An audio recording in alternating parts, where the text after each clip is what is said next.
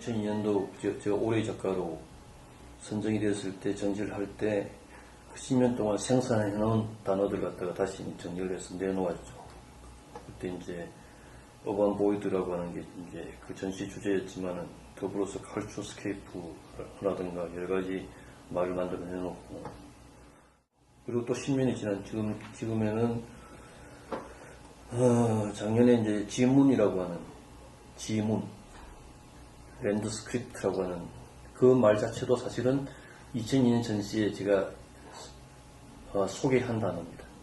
근데 그 당시엔 그게 그렇게 와닿지 않다가 이제 최근에 작업하면서 땅이라고 하는 문제가 건축을 결정하는데 가장 중요한 요소라고 하는 것을 다시 확인을 하고 작년에 지문이라고 하는 책을 갖다가 내었죠.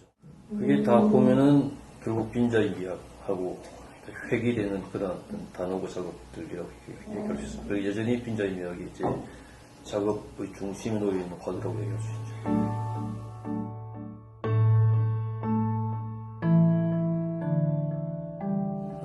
피난민의 부모님을 두고 이제 태어났으니까 이북에서 내려와가지고 가난한 사람들 속에서 살 수밖에 없었죠. 가난한 사람들 사니까 그럴 때 7, 8가구가 한꺼번에 살던 집 있는데 그 가운데 이제 굉장히 깊은 그런 마당을 가운데 두고 있는 집이었는데 유아기 때 살았어요.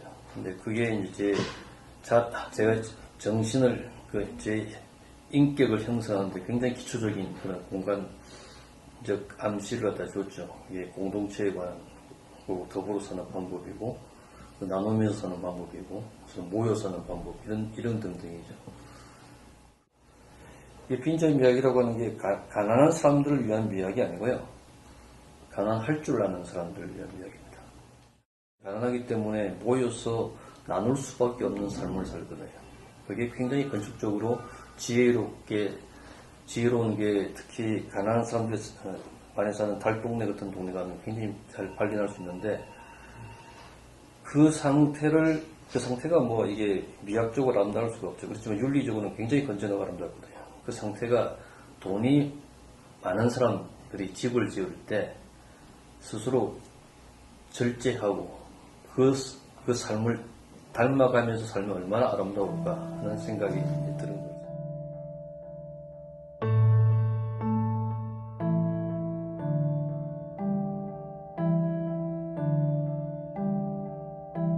이렇게 보면은 우리 도시가 이제 엉망진창 아니에요.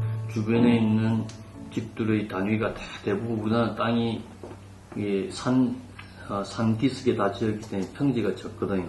그러니까 다 이렇게 조금만하게 지을 수밖에 원래부터 없었는데 이 현대화가 진행되면서 큰 건물이 필요하니까 이렇게 다 통합해가지고 이렇게 크게 지으니까 이런 건물 이 건물하고 이제 부조화하기 시작하면서 우리나라 도시 환경이 아주 나빠지기 시작한 원인이거든요.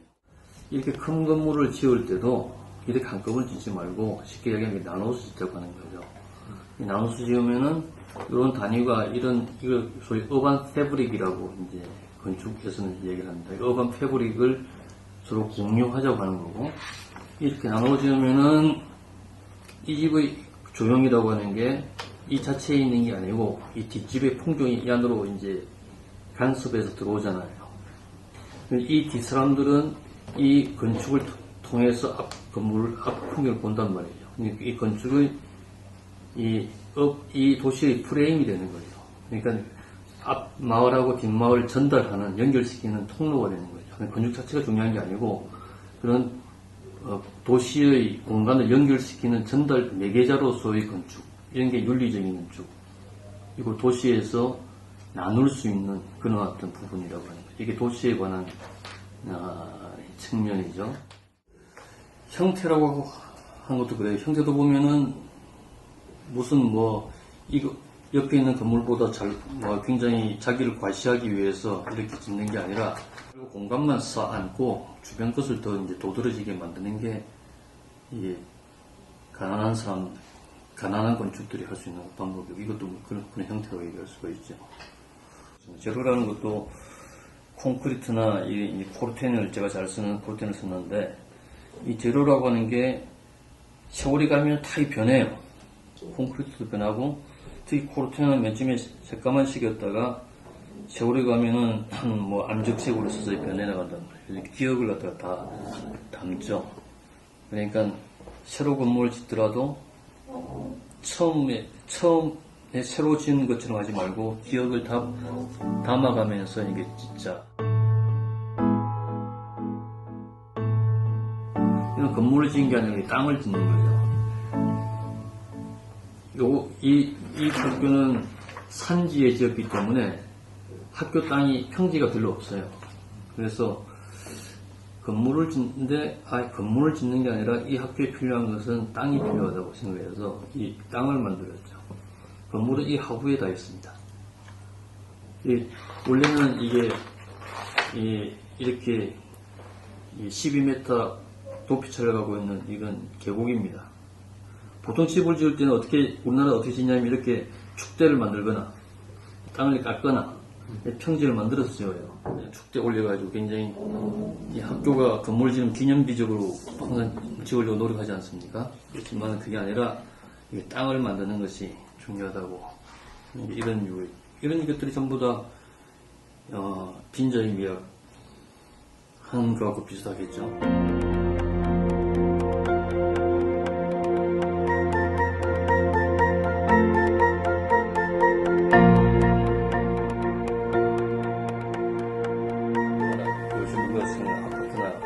비슷해요. 연분관이. 그만큼 주택은 보수적인데 불구하고 우리나라는 주택이 60, 70년대 굉장히 급격하게 바뀌는데 이게 이제 새로 등장한 게 불란서 미니 2층집이라고 하는 용어가 그 당시 굉장히 횡행했는데 이게 남전의 저 푸른 초원 위에 그림 같은 집을 짓고 이런 유행가하고 굉장히 잘 맞아떨어졌어요.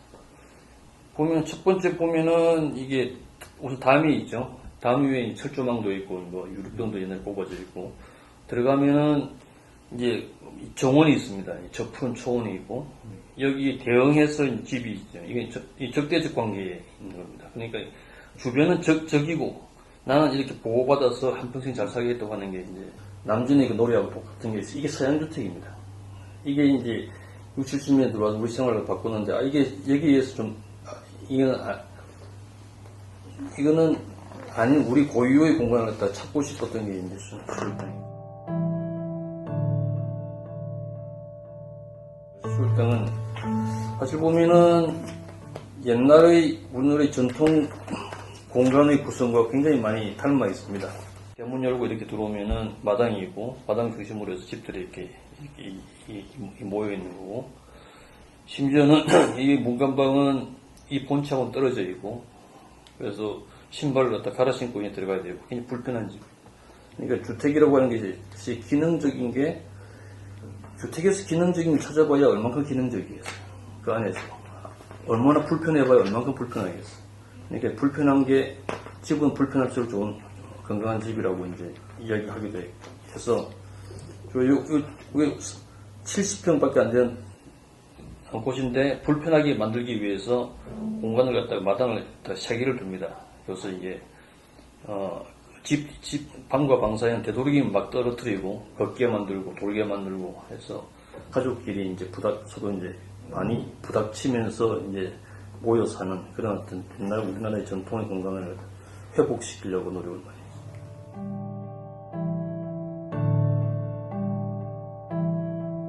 주택이라고 하는 게 2가지 기능이 기본적으로 있거든. 하나는 이제 본능적 공간이 있죠. 먹고 싸고 뭐 자는 공간이 그러니 본능적 공간이고, 그다음에 이제 생활하는 가족끼리 생활하는 거실 이런 게 이제 생활의 공간인데 서양집에는 이 2가지밖에 없어요. 근데 우리나라 전통적인 교계는 창조의 공간이 있거든요. 문방이나 정자나 이런 것들이 창조의 공간인데 이게 사유하기 위한 공간이 없어져 버렸죠. 그래서 다시 그 사유의 기능을 다시 여기서 회복시키려고 한 게 이 수율당이기도 하고 그렇습니다. 이 여러 사람들에게 주택이라고 하는 것은 우리가 한국 주택이라고 하면 무엇인가를 갖다 다시 생각할 수 있게 해줘서 아주 유익한 그런 작업이었어요. 대학로라고 하는 풍경이 이게 하루에도 한 건물이 그냥 형태가 수없이 바뀌거든요. 어제 있었던 건물이 그냥 뭐 오늘 뭐 없어지기도 하고 뭐 다 변하기도 하고 지금도 뭐 그런데 이게 전부 다 상업주의 때문에 소위 어떻게 생각하면은 이 커머셜리즘에 저항을 하고 내부적으로는 이 잉태되는 문화의 어떤 기질을 갖다가 이 내용을 갖다 보호를 하려고 외피를 갖다가 두 가지를 이렇게 가지고 이제 만들었다고 보죠. 바닥에 작은 광장이 있고 광장에서 올라가는 이 건물의 이 작은 도시의 그 메인 스트리트가 있고 이 스트리트에서 분기점이 있어서 서로의 각자의 일터로 갑니다. 가운데는 어떤 부분에 가다 보면 이렇게 작은 공원도 있고 위에는 삼터도 있고 위에 올라가면은 굉장히 다른 분위기의 굉장히 밝은 그런 주거가 있어서 위에서 다시 도시를 쳐다보게 하면 상태가 굉장히 다른 환경을 가지고 있기 때문에 이것이 작은 도시라고 얘기할 수가 있는 것 같아요.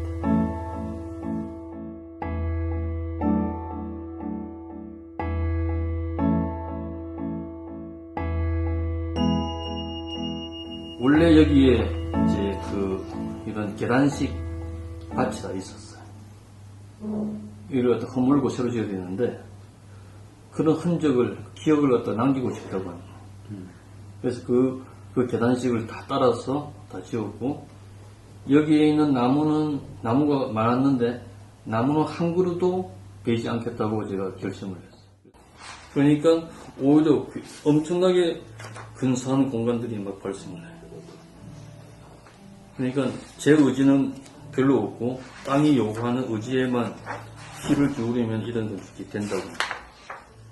제가 요즘 좋아하는 터무니라고 합니다. 터무니란 말이 터에 새겨진 무늬가 터무니입니다. 건축이라는 게 딴 게 있는 게 아니라 터에 새겨져 있는 무늬, 이 역사가 만들었던 인문 환경이 만들었던 자연이 만들었던 무늬가 다 있는데 그걸 다 밝혀내고 새롭게 요구되는 조건을 무늬를 하나 더 떼는 게 이제 설계거든요. 그렇게 하면 어떤 곳에서도 볼 수 없는 특별한 무늬가 있는 건축이 되겠죠. 그게 특별하죠. 그게 좋은 거죠.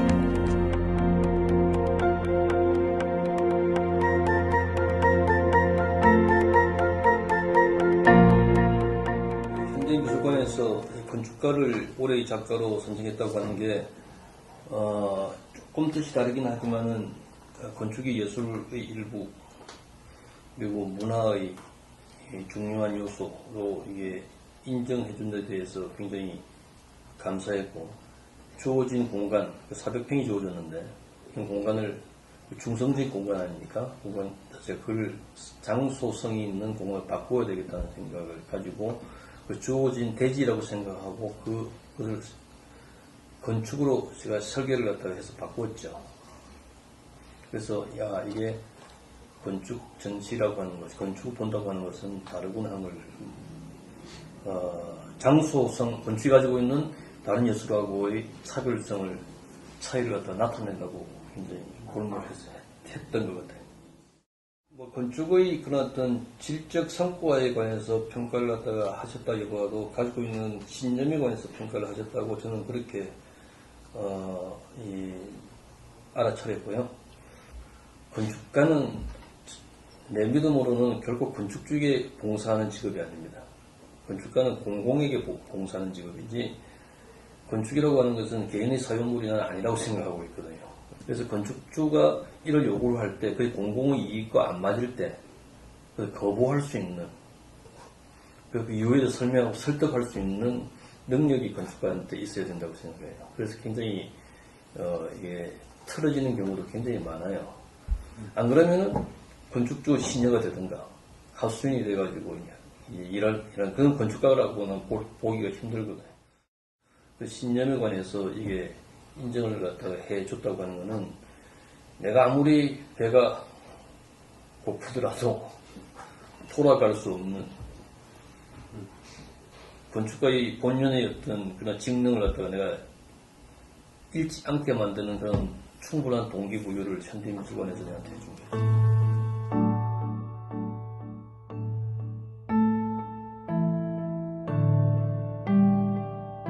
지극히 전문적인 일이라고 나는 생각해요.